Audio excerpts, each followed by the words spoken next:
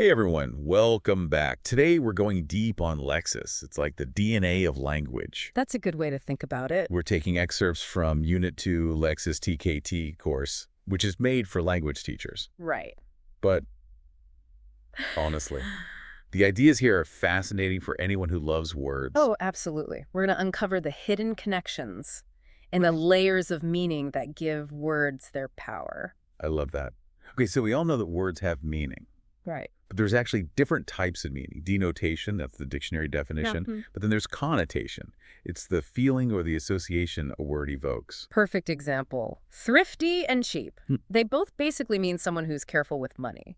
But thrifty sounds positive. It does. Yeah. Like someone who is smart and resourceful. Exactly. While cheap can have a negative connotation, like someone who is stingy or unwilling to spend. It's incredible how much impact a single word can have. Yeah. It reminds me of how advertisers really carefully pick their words to influence how we think. Oh, yeah, for sure. Like using luxurious instead of expensive. Yeah. Even if the price tag is the same. You're right. It changes everything. Understanding those subtle shades of meaning is crucial, especially when you think about things like advertising, politics, Oh, yeah. even everyday conversations. This makes me think about all the times I've probably misinterpreted something someone said because I didn't get the connotations of the words they were using. It happens to all of us. It's like a reminder to be mindful of the nuances of language. You've got to be. And it's not just about individual words. It's also about how they're combined and the context. Like even a simple word like tall Right. means something different if we're talking about a building versus a child. Okay, so that brings us to something called chunks. Like those groups of words that often show up together. Right. Collocations. Fixed expressions. Yes. Idioms. Imagine you're planning a trip. So you'd need words for booking flights, Right. finding a hotel, ordering food. All of those words form what we call a lexical set. Oh, so it's like they all belong to the same category, like a travel theme. Exactly. Knowing these sets can be really, really helpful for language learners. I can see that. It's like having a mental phrase book. Yeah, it's like a toolbox full of ready-made phrases.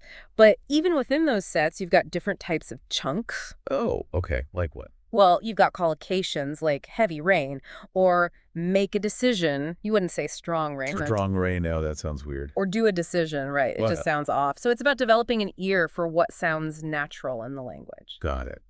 So how are collocations different from fixed expressions? Fixed expressions are phrases that you can't really change, like to tell you the truth or it's up to you. So they're like set phrases that we use in certain situations. They add a little bit of formality or emphasis to what you're saying. I get it.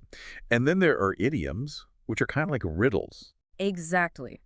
Idioms are fixed expressions, but their meaning is different from the literal meaning of the individual word. So like, once in a blue moon doesn't actually mean the moon is blue, right? No, it means something that happens very, very rarely. Exactly. Yeah. To be under the weather doesn't mean you're standing under a cloud. No. It means you're feeling sick. They add a bit of color to the language.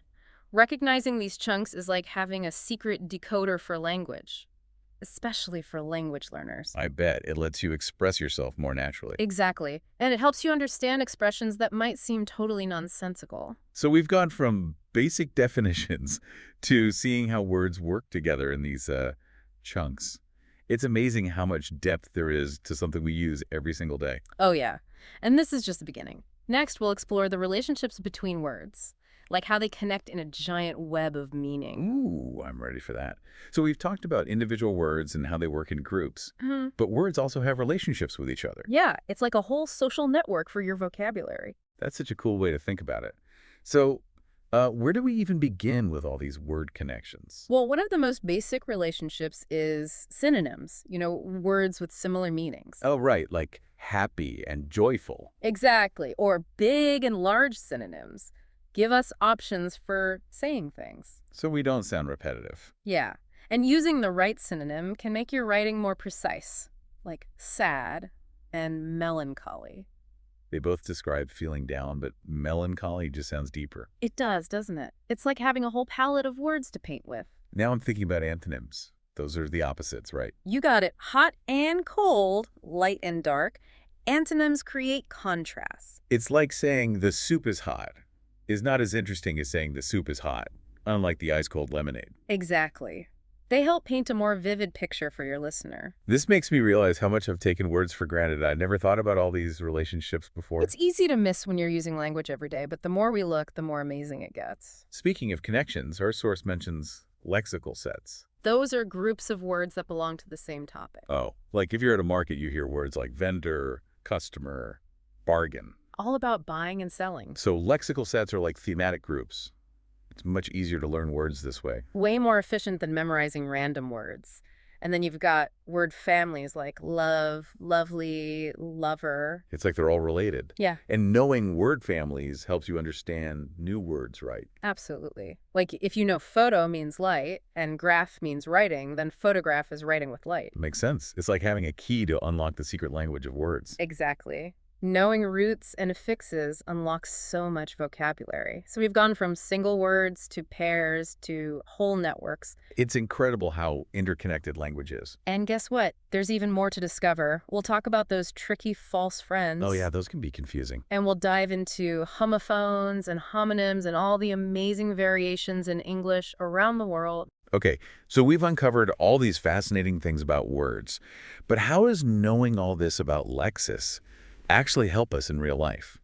Well, that's a great question. And our source actually goes into how this all applies to language learning and teaching. Perfect timing, because I'm ready to put all this new knowledge to work. So the source makes this point that truly knowing a word goes way beyond just memorizing its definition. It's about understanding how it's formed, how it sounds, how it's spelled. Right, and all those subtle meanings it can have. It's like getting to know a person. You don't really know them just by their name. You need to understand their personality, Exactly. Building a relationship with a word takes time and exposure. just like people.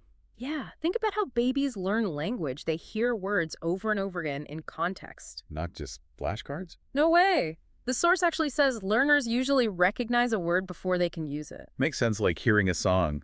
You might recognize it before you can sing along perfectly. Right, so there's the words we recognize are receptive vocabulary.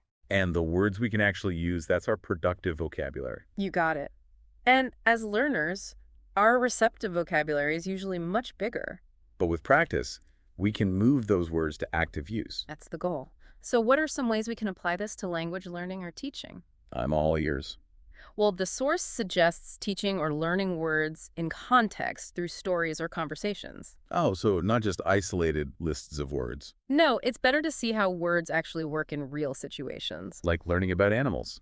It's different to see them in a zoo versus in their natural habitat. You get a much deeper understanding that way.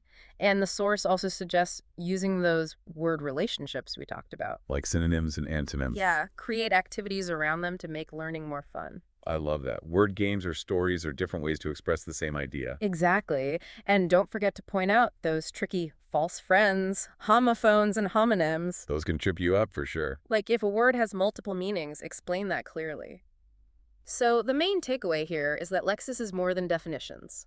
It's about all these connections and nuances that make language so powerful. And so fascinating. So what's your final thought for our listeners today?